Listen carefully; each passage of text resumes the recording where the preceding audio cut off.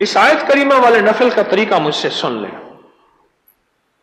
آپ کی سن کے آپ کو سنا رہا ہوں، فقط میرا ہاتھ چل رہا ہے، انہی کا مطلب نکل رہا ہے۔ اس آیت کریمہ والے نفل کے آپ کو میں کمالات بتا رہا ہوں اور طریقہ بھی بتا رہا ہوں۔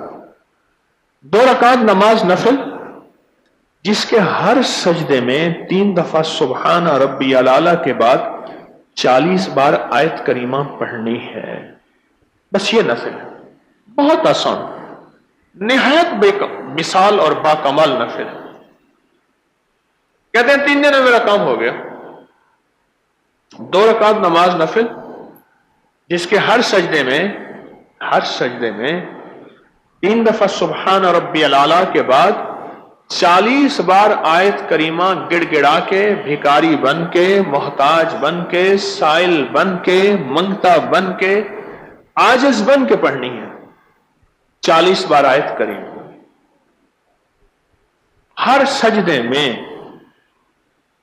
اور اس کے بعد بیٹھ کے پھر درود پاک پڑھ کے گڑ گڑا کے دعا کریں۔